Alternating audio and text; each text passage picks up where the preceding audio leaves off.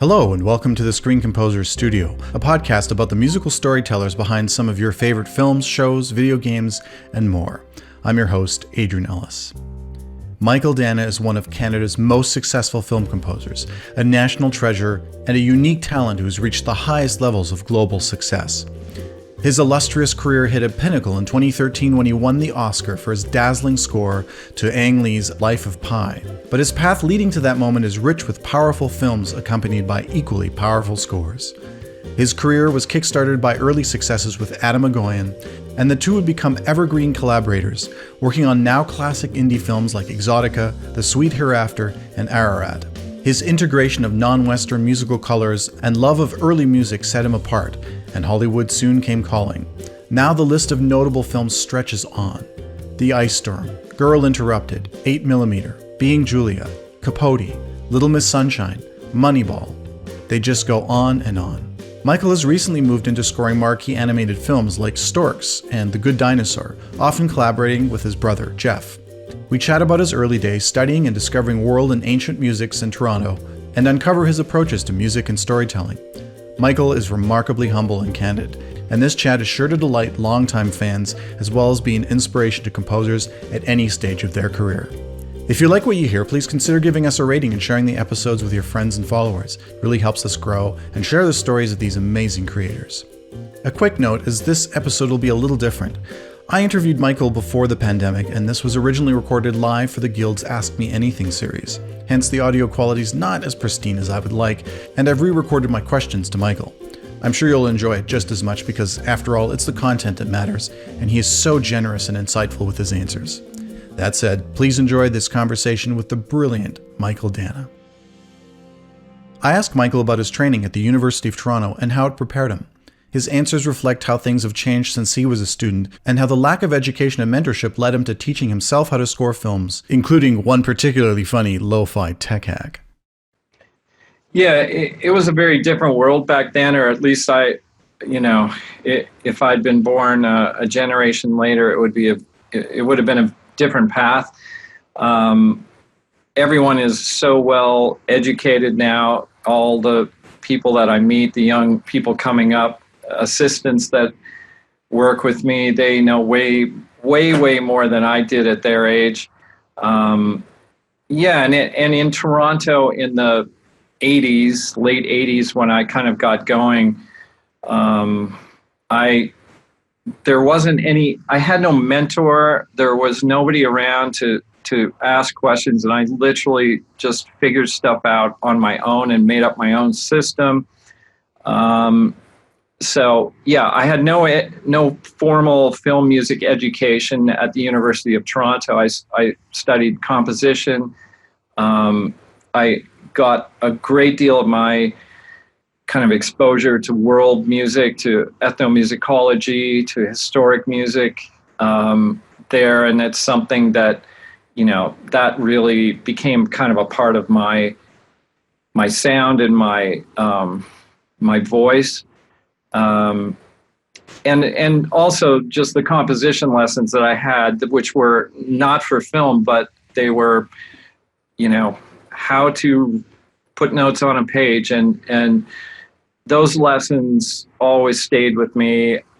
One professor in particular, Walter Buzinski, really made I think my natural inclination was to be a kind of a conceptual composer, but he really kind of formalized that and made it very disciplined, so that he would not, any note that you wrote on a piece of score paper had to have a reason to be there. There was no, well, I like the way it sounds. Like, that's not good enough. So There had to be kind of an intellectual grounding for what you were doing. Of course, music has an emotional voice, but the intellectual grounding of the conception, the form, the choices all came back to,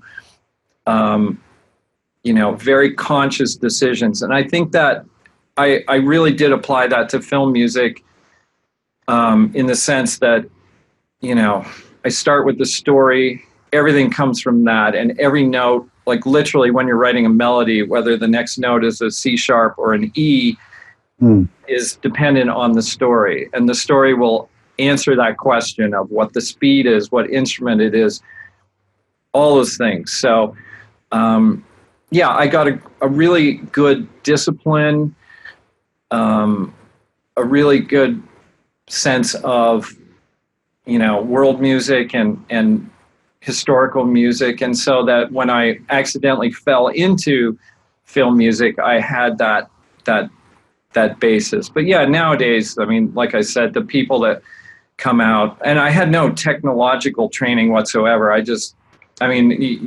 You guys would be amazed at how I used to score films. I literally, back in the day, I had VHS tapes, and I had a controller which I basically would wear around my neck, and when I wanted to write for a specific cue, I would zero the machine. I would hit return to zero. I would watch a time code, and then when it got to 3 minutes 20 seconds, I would hit play on my sequencer or on the machine. They weren't even locked up. So because I was on tape, and the tape could be locked to the sequencer. So actually, I think the tape drove everything. So I had my 8-track, Tascam, and I hit play when I got to that spot, and I literally scored several films like that without lock. So we're talking Stone Age, but we're also talking about, there obviously were ways to synchronize back then, but I had no mentor. I just figured it out myself. And I think maybe it was a good thing, because I did end up having an individual voice just because I didn't really know any better. I ask how and when Mychael got into scoring films. He talks about his love of theater and how that got him his start, the lessons he learned in the trenches, and how he met one of his most important collaborators. During my time at the University of Toronto, obviously I was trying to figure out how I could have a life where I was writing music and surviving. So I started working with all kinds of different people. I was producing bands. I was doing all kinds of things. But the thing that I did fall into and really enjoyed was the theater, doing music, doing sound for theater is how I started. Sound effects and using needle drop pieces of music, and then eventually writing for it. But literally sitting in the booth every night and, cueing sound effects, really kind of doing what we do now, but in a precursor way. So it taught me a lot about drama, about what things work with the beats of drama and so on. And then literally I was there one night and sitting beside the director, and she said, I know this other theater writer, guy involved in theater, and he's been writing plays. He does really interesting stuff, and I think he's doing a film. You should talk to him. His name's Atom Egoyan. So because of that introduction, that's how I ended up in film. And he and I met and hit it off immediately. We had all the same interests in Middle Eastern music and medieval music and all these weird things. And then we just proceeded to take kind of that anything goes attitude of theater and do it in films. It's again a very different time. The film community was very much supported by Canadian government and Ontario government.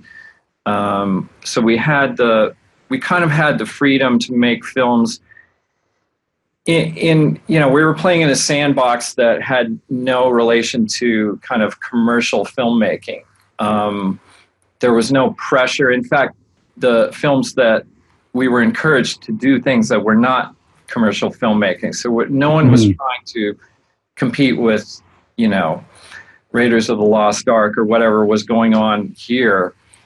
And so we ended up doing our own thing and having fun and just kind of finding our own voice. And yeah, it is a very strange way to start out, and I don't know if it's really possible to do anymore. I guess it is, but I mean, it's not the trajectory that most people would have now. And I think there is something to learn about how I came in that, you don't necessarily have to follow all the steps and rules in order to be successful. And in a way, there is a certain advantage in having an individual path that is unique. I remark on the through line of Mychael's career that his unique perspective and analytical insight is part of his success. I wonder if being in the multicultural hub of Toronto had an effect on his musical development. He talks about that landscape and a unique concert that opened up his ears and mind. Yeah, and again, different time, but growing up in Burlington, outside of Toronto, it was a very homogenized world that I grew up in, and the most exotic thing there was around were Catholics.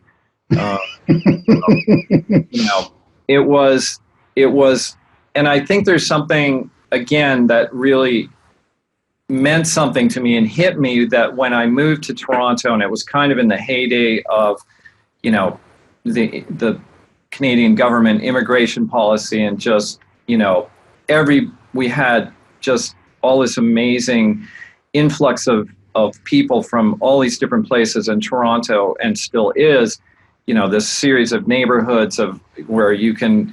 So it was a real discovery, and growing up without it, it was just amazing to be a teenager and then go, oh, let's try Vietnamese food tonight. What's that like? And what growing up used to it now, you might not find it as exciting, but for me, it was just something really amazing. Mm-hmm. And to be able to, and then go to the next step and go, well, what kind of music did they do, and why, and what's it based in, and what are these instruments, and how did they develop? And so that all became really interesting to me, and it kind of was a new thing when I was at an age where I was interested in exploring these things. And even hearing medieval music, I remember very clearly going to McMaster University.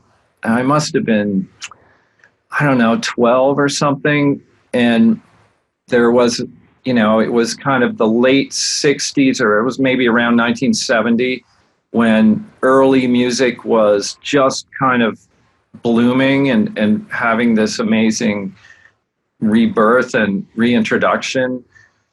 And going to this concert at McMaster University and hearing early music, I can't remember if it was David Monroe or who it was, what the group was, but just, it really was like a moment that I remember. Just, mm-hmm. Oh my God, these sounds are unbelievable. What is that instrument? And why is it called a sackbut? And all. So, it was something that really hit me at an age where, so I'm kind of glad I had that very conventional classical choir and piano and guitar and all that stuff till I was a teenager. And then kind of the world opened up, and, on both axes of place and time. So those were the things that I was interested in, and then continued that at the University of Toronto, and then brought them into my film music. I ask about how he and Atom first gained notice. He remembers his first paid gig that didn't go so well, and a series of fortunate events that eventually led him to Hollywood. Yeah, I mean, again, it was just so much luck and just right place, right time. Atom it was his second feature, but it was kind of his first real feature, called Family Viewing. And, I was living downtown, going to the University of Toronto. And, I remember, it got accepted into the Festival of Festivals, as it was called then, the Toronto Film Festival. It was kind of my first real feature. I had done some work. One of the other things that I did do as an undergraduate was someone else had said, oh, I know this person who's making a film, an educational film, and they need a score, which I got the job to do. And it was the first time I got paid. I think it was, $400 or something to do this score, and I got fired off of it. So that was my first gig. So I don't know why I didn't give up then, but I didn't for whatever reason. And then, but yeah, so really I dabbled a little bit in film, but really my first real feature ended up at the Toronto Film Festival, a big premiere, ended up getting a Genie nomination, Canadian Film Award nomination, kind of on my first thing. So, like I said, it was just a bunch of good luck and good timing. And then so other directors, of course, Atom was very highly respected by other Canadian directors, and then I started getting other work. Eventually, the film Exotica that we did together in 1994, which was seen quite widely among directors, certainly, if not audiences around the world. Mm-hmm. Mira Nair in New York saw it and was making a film called Kama Sutra and said, like, who's this guy? Why is he mixing Indian music? And I want to do this thing that's East-West with Kama Sutra. And then I was literally sitting in the Brill Building working on that in Times Square, working with her, and Ang Lee's music editor walked by the door while we were mixing and stuck his head in and went, what's this? And then he said, I want you to meet Ang. And so then I went on and did Ice Storm for him. So wow. It's one of those things. I mean, like I said, you can't draw this stuff up. You just have to. That's amazing. Do your thing and get out there and, rub shoulders with people and good things will happen. And then, Joel Schumacher made a film out here in Los Angeles and asked me to do it. It was a kind of a bigger Sony picture. And then, so then I didn't really stop working since then. Mychael is known for his integration of non-Western music into his scores. How does Mychael work with musicians and other musical traditions, especially when they may not read Western musical notation? He speaks about his approach and his high levels of meticulous preparation and study on the ground with the musicians, and how he translates the narrative requirements of the film and story. Well, to me, the secret, and it's a very Canadian answer maybe, which is that you go halfway at least, and maybe more than halfway. And again, I guess it's just my character, but also my training. I always want to be super prepared. So if I'm working on a film, with Atom, for instance, called Ararat, where we're working with Armenian music, before I wrote a note, I spent weeks, like at least a month, listening to Armenian music, reading about it, listening to all the folk melodies, the understanding, where did it come from, and what are the modes and all that. And you can only learn so much in 4 weeks, but immersing myself in as much as possible, listening to it all the time and meeting the musicians. But then, like I said, going more than halfway to them, or working with Indian musicians rather than dragging them into our system, our Western system, to use their system and understand, okay, how can I use, the rag system to tell the story? Okay, I've got this character.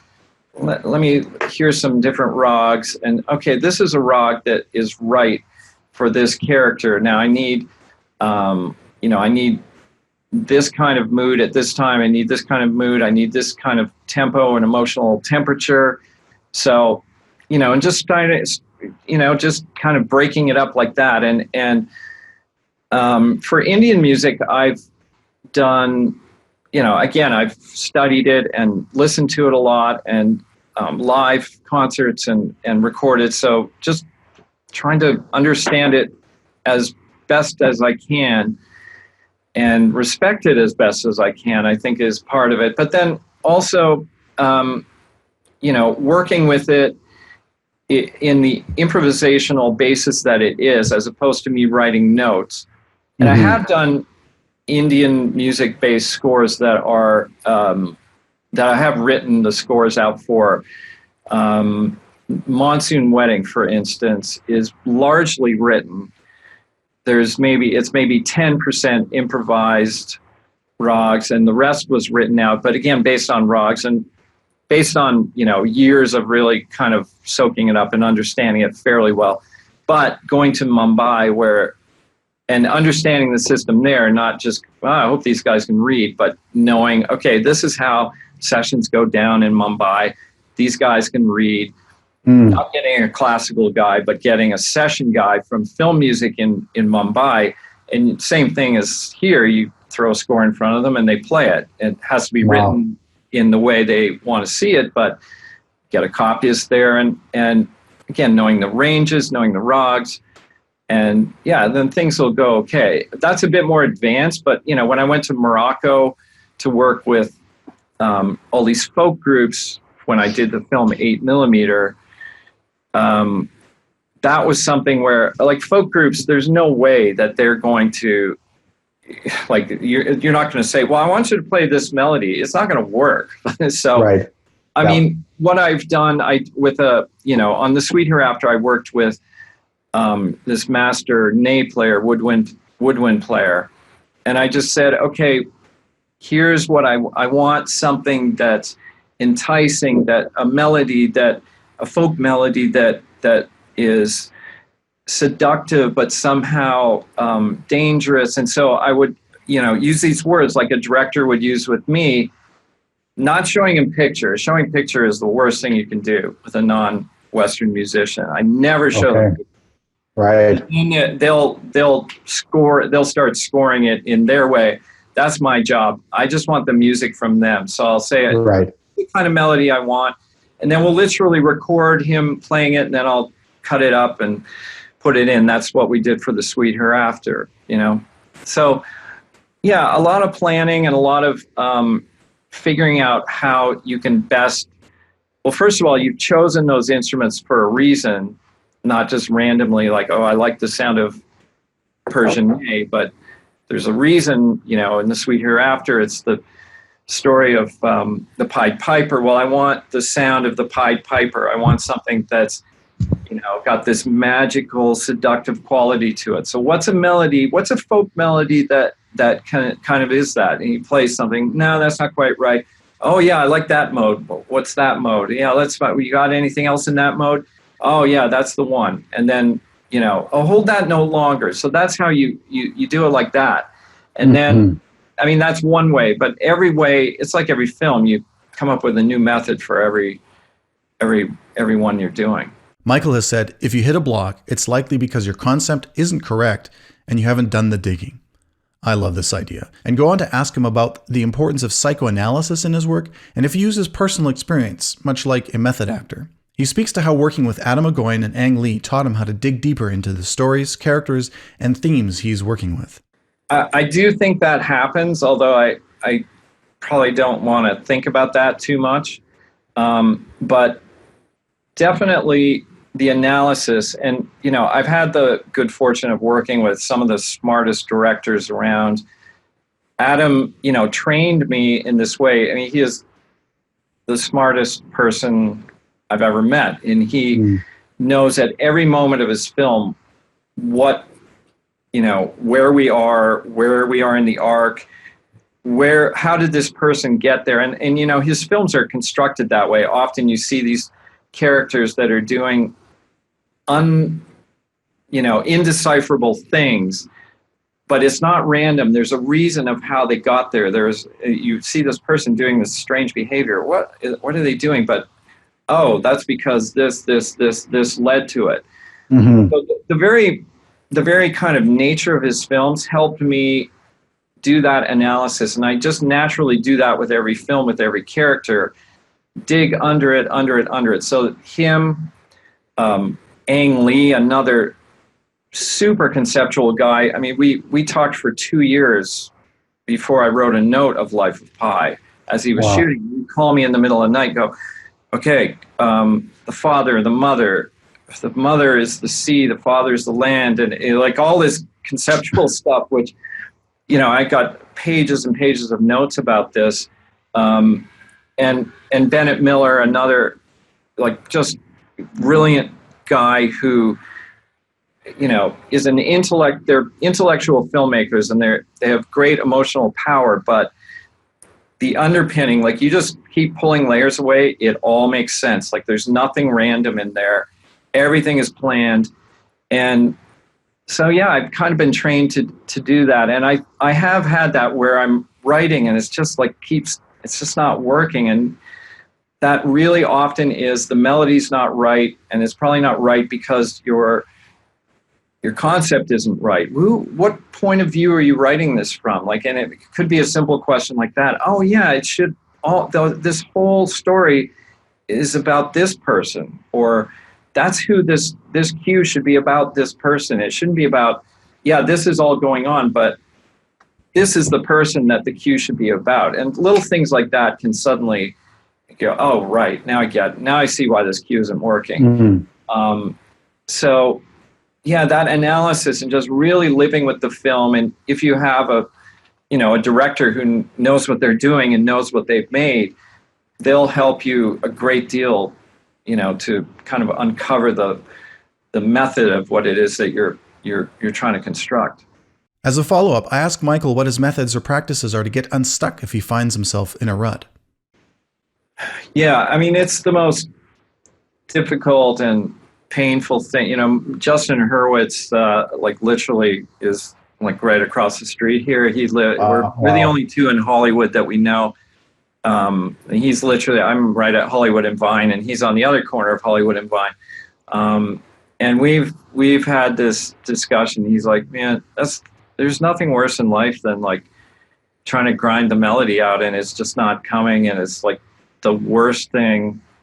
It's one of the worst things ever. And there's no, and I think that's the thing. And maybe for me, and it's a procrastination and a pain avoidance thing to do all the preparation and to do the conceptualizing, because at some point you actually have to do the writing. And if it's based on all that framework, it will be easier and it'll help you answer the questions of what is the next note, But at the end of the day, writing is hard, and you just have to push through the pain and do it. But the more you know about why you're doing it and how you're doing it, the better it'll be. As far as a method, I mean, it's just different every time of how you figure out the musical story that you're doing. So, I wish I had a 3-step answer to that. We've tried every possible tool, and I mean, some things, but honestly, the answer is it's painful, and you just have to do it. This podcast is brought to you by the Screen Composers Guild of Canada, celebrating its 40th year in 2020. The SCGC is a national association of professional music composers and producers for film, television, and media, whose mission includes promoting the music, status, and rights for film, television, and media composers in Canada. Special thanks to the SOCAN Foundation for financial support. For more information on the SCGC, please visit www.screencomposers.ca and follow us online at Screen Composers. And now, back to our show. I congratulate Mychael for his score for On the Basis of Sex, and relay that a fan felt he perfectly captured Ruth Bader Ginsburg's class, tenacity, and spirit. I asked Mychael about the, for him, unusual approach to getting into the music for this film, his communication with director Mimi Leder, and the use of cliché within the score. Yeah, it's funny that, and every film is different, and I kind of got thrown into the deep end. She really wanted me to sort of solve the most difficult part of the film right from the beginning, and I like to kind of work my way through it and figure it out from start to finish. But the one thing that I knew is that there was something about the beginning of the film. We have the Harvard Glee Club and the band. playing this, the Harvard song as she's kind of walking in her first day of law school at Harvard. And there was something about that music, that the band music, it's so male, it's so kind of disciplined and left brain and just very formal. And there's something about that, and her as a woman in that, that very male environment, that very male music. I wanted to kind of appropriate that for her. So I wanted to take those elements of the band that starts out in a very male way from the beginning of the film and make that her theme, like that, this power and direction and the energy. That's something that she's going to own herself. So I knew that was kind of going to be my goal of the trajectory of the arc of the musical, structure. But then, Mimi asked me to start scoring the scene where the light bulb kind of goes on in Ruth's head, where she's looking at her daughter, and she's been trying to think, I want to win this case, and I guess we're going to have to change society, like in order for us to win this case. And then she's looking at her 17-year-old daughter, 16-year-old daughter with her little mini skirt, and she's mouthing off these guys that are being crude and basically telling them to F off. And Ruth looks at her and goes, wait, no, society has already changed. Like, I don't need to change society. Society's already changed.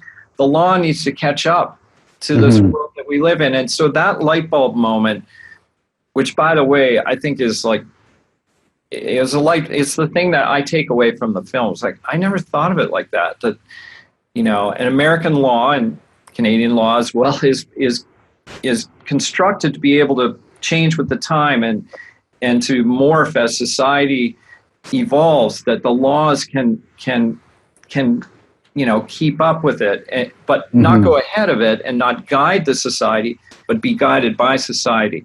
So this kind of light bulb moment is where I started writing, and I'm kind of glad I did, because there's something about that excitement for me of like, oh, wow, that's cool. I never thought of that either. So I had that sort of energy, which maybe after 2 months of writing, I would have forgotten. But, and then the funny thing is, and then again, there's that instinct thing. My assistant pointed out, like, you went, your melody is like trying to break through a glass ceiling. It's like, oh, yeah, I guess it, bum, bum, dum, bum, dum, dum, dum, dum. It's these chords that keep kind of cycling, slightly unexpected chords, but they're very confident, and there's this marching band feeling to it. We literally have snare drum and brass, and this melody that just keeps kind of like hitting like this until it finally starts breaking through. That was pure, whatever instinct or luck, or maybe it's not even there. But I think that it's just one of those funny things that, at some point you can do all your intellectualizing, but at another point there is instinct and there is emotion. So that's how that theme got written. I love how Michael's answer reveals the best case scenario. The magic that happens when careful preparation, the right concept, and raw instinct collide to create a new whole that is perfectly suited but also feels authentic and right. That's the best thing that we can hope for. And, a lot of us, we pray for those accidents. The accidents are the juice sometimes. And you want to set up a system, your concept and your framework, but then you want to have magic happen. Like, that's the thing that, in what I was saying about process that I kind of left out, although it's maybe it's a really important part, but it's the part we can't really control. So in a way, there's nothing to really say about it. Why is a melody magic? Why does it move people? I don't know. After doing this for, decades, I don't think Sir Paul McCartney knows either. It's just, and that's the thing, that magic is something that you just have to set up a situation and a structure that will allow that to happen. And, right. And that's the thing that we can't really talk about. We can't talk about that part of it. But yes, you're right. When that happens, that's just like the best thing you can hope for. Mychael has for a long time worked with his brother, Jeff. I'm fascinated to know what advantages this has, how they think about, manage, and divide up the work as a pair. Especially animated films, and we've done things that aren't animated, but there is something, animated films need a lot of music. The music has to do a lot of the work in order to breathe life into the characters. And we deal with very intelligent, well-educated, and cynical audiences now. So it's not 1940 where you can, overblow the emotions, and you can't say too much. So in dramas, you have to be very careful you don't go over the line into corny or manipulative. Of course, everything we do is manipulative, but you have to be careful that it doesn't appear that way. Because if anyone feels that, then they push back. It pushes them out of the story. Right. But in animation, obviously, there's a lot more room for that. People expect it and want that that emotional information that the score is giving characters that are, two-dimensional, as it were. So it's a lot more minutes of music. It's a lot more complicated music. It's a lot more notes per minute. I definitely have a team of people I work with and writers and so on. But I really like working with one other person, especially someone you trust. And my brother, we have this, obviously we grew up in the same house and have very similar backgrounds and shorthand, information that we can quickly pass back and forth. But we're two different people, and he's a guitar player and I'm more rock side, and I'm classically trained. And so we have two different skill sets and strength sets. I really like working with him because, I like working with another writer who I think is, first rate, and somebody who, we're equal, and we, can fight back and forth. And in that conflict, you really end up with a better melody, a better concept, a better direction. And one of us will spot if something is weak. It's and sometimes you're tired and you're busy and you're just I think that's good enough. The other guy won't let that go by. Part of that melody, no man, that's not good enough. And so there is that sense of competition too. He writes great melody. I go, damn it, I can do that too. Just watch this. So there is that sense of competition, the sense of teamwork. And there's nothing worse than coming out of a meeting where you get devastated. And when you're by yourself, that's it's a tough moment. When you have a partner, you can mock the director on your way home, right, and make fun of them. And so there's that emotional buttressing as well as musical buttressing. On the big films now, it's virtually impossible to write one by yourself. Right. It's all the demands, the picture changes, the different voices, the notes you get from 4 different angles. It's late delivery of picture. It's just virtually impossible, especially a studio picture. To do it by yourself, it's very, very difficult. And some guys say they do it. Okay. Maybe, but I don't really see it around here very much. And so, like I said, I do. I reach down. I've got people that write for me, but the more I have my hands on, the better I feel about what I'm doing. And we're working with Jeff. I feel that way about everything that we do together. I ask Mychael about a great challenge or failure that he faced, the outcome of which ultimately changed his life for the better. Mychael's answer is wonderfully candid, and he ends with an amazing anecdote about a full circle moment he experienced at the Oscars after winning for Life of Pi. There has been so much failure in my career. And I think, honestly, I think that's the case with everybody who has a career, that there's just so much adversity and failure, and you learn from all of it. So I literally wouldn't know where to begin. Like I said, the very first little film I worked on, I got fired from. Yeah. So I guess I learned from that. And, you know, Ang Lee, I worked with him on, you know, I think one of the great films of the last generation, The Ice Storm. You know, and then we worked on another film, and then I got fired. He fired me off of The Hulk, the first one. And yeah, and those are, you know, devastating moments.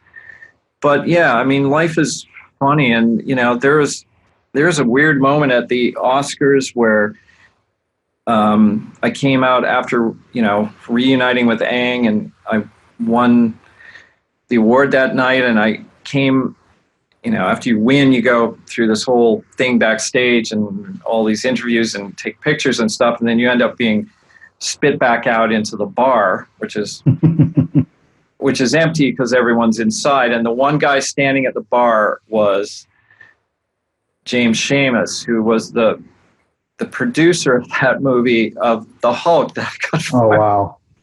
And then, you know, just randomly, Ang ended up coming out, and there was like literally just the three of us, and just going, well, this is funny. Like, you know, it's just like, so I don't know if there's a lesson from that, but just that, yeah, life, it's a long journey, and things can seem devastating. I mean, when I was 14, I went through a window, and like I have this horrible scar that goes right from here to here. I wanted to be a pianist. That day, my dad was going to pick me up, and I was going to buy my first synthesizer. And I went through a window, and I still have no feeling in this hand. Wow. Tendons and an artery, damn near died. But, you know, I thought, and then, you know, I'm sitting at Joseph Brand in Burlington, and the plastic surgeon comes up, and he looks and he goes, hope you're not a musician. He was a prick, but again, it was a good thing. He said, I hope you're not a musician. I went, I'm a piano player. Like, am I going to be okay? And he went, you'll never play again. Wow. You know, and I was so pissed. Like, even laying there, I was just, you son of a bitch. But that ignited a fire under me, and I literally sat at the piano, like, you know, once I got just trying to go like this, and, you know, made my first record, and I sent it to him. I was that angry. And I phoned him after I won the Oscar, you know, so that kind of thing can really inspire you to overcome something that at the time seems devastating. That's the end of your music career. Well, actually, it was kind of the beginning of me writing. Wow, that's writing. So yeah, you just you have to have kind of trust in the big picture. And yeah, so like I said, so much failure. I wouldn't even know where to begin, but there's like, you know, a few tidbits, but yeah, it really is it's a checkerboard of success and failure. And, you know, probably only I am aware of that checkerboard. From the outside. It looks like, you know, over here, there's like a whole mess of awards and stuff, but, you know, I'm aware of, like, to me, there's also a wall of the failure wall in my head. So I never forget. And, you know, I learn, you do learn from it, and you,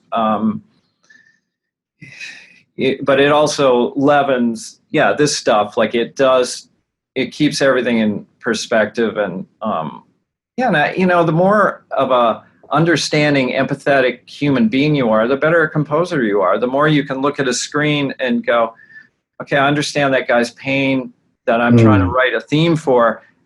I see how he got to this point. Yeah, I can see how he made that terrible decision, and then that's coming from a place of understanding and empathy. So you can't sail through life without failure, and thank God, because we wouldn't be able to do our job if you didn't have failure.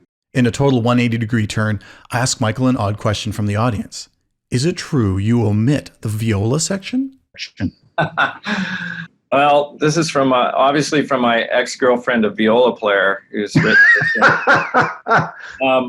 I did have a stage where, and again, it's I think as I've understood the orchestra, there are still cases where I love cellos playing high, and I love fiddles playing low, and sorry, violas, there's nothing left for you guys. If you want to knit an orchestra, a string section together, you have to have violas. Like there is something about the sound that just, violins, violas, cellos, basses, they knit it. And if you take the violas out, you get a good thing and a bad thing. You get a hole in the middle in a sense, but now you're counting more on the cellos to do things that they weren't doing before, and you're counting on the violins to do things they weren't doing before.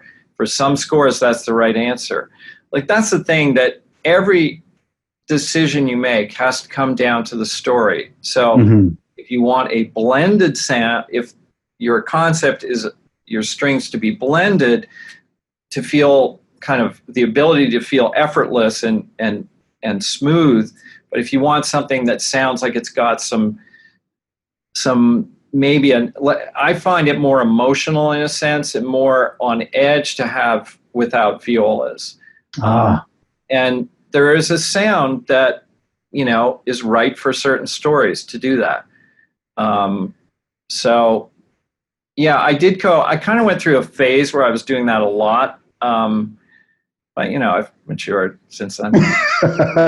Of course, wherever we are in our career, we want the greats to tell us, what advice do you have? How can I become as successful as you have been? I ask Mychael my favorite time traveler question, which is this. Imagine yourself cast back in time, forced to start your career over.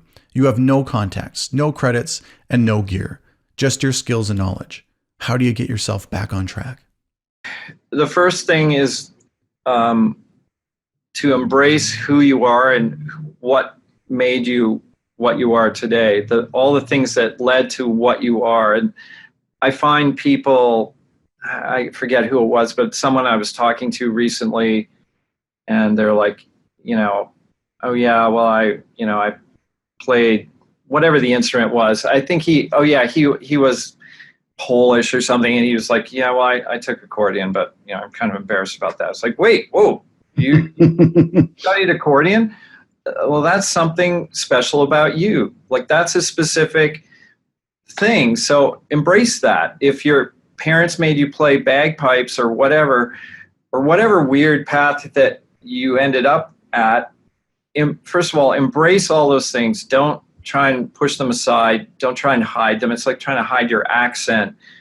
It's dumb, and it's going to work against you, because what we want, stories are told by people, not by, it's something that has to spring from the earth. It's got to be real, and any of us can understand a story that comes from any culture as long as it's real. And so be true to yourself, and then be honest with yourself about who that person is. Well, the strengths you have, the weaknesses you have, what it is, to the best of your ability, look in the mirror and think about what it is that you have to offer the world, that the next guy standing beside you doesn't. What's special about me, about my voice, or could be if I work on it, develop it, and and then look around, because when I looked around in 1987, when I kind of started, 86, 87, obviously completely different world. So I would start looking around and see what there is, that who's working, who's making things that are interesting to me. Go out every night and check out art and film and video games and everything, whatever people are doing, virtual reality or whatever thing is going on. And you know, I guess I would strip it back and just start again and think about, like, if I knew that I was, 25 and starting, being, as you say, being dropped in Toronto and starting from scratch and having, a lifetime ahead of me. Yeah, I don't know. It might not be a film composer. I don't know. I would take that as a given. I would look around and say, well, what is it that I feel that I could offer, or what's going on that's kind of cool and interesting? And I was in Taiwan at a film festival a couple of months, or a month ago or whatever, and they had this whole VR thing. And I mean, that stuff's mind-blowing. I know it hasn't really, people expected it to blow up, and it hasn't really, and it's a bit, it's got kinks to work out, but it feels like that's something that is, at some point, the headset's uncomfortable, and it's not quite there, but there's something there. I saw some, Asian, like kind of the best Asian VR art pieces, and they were like, I still am affected by what I saw 2 months ago. Wow. So I don't know. I mean, I just think you have to have an open mind, and you have to be able to be flexible as well as honest. Don't try to be something that you're not, and, but push yourself into uncomfortable areas. So those are two similar sounding things, but yeah, push yourself into places that are a little uncomfortable and see what happens. But be true to yourself. Thanks for listening. If you enjoyed this conversation, please consider showing your support by giving the show a 5-star rating and sharing the episodes with your friends and followers. The Screen Composer Studio is produced by myself, Adrian Ellis. Graphics and post-production assistance by Nick Grimshaw. Special thanks to our managing director, Tanya Dedrick, as well as Charlie Finley, Elizabeth Hannon, and Guggan Singh for their support. For more information on the SCGC, please visit www.screencomposers.ca and follow us online at Screen Composers, or reach out at tscs@screencomposers.ca.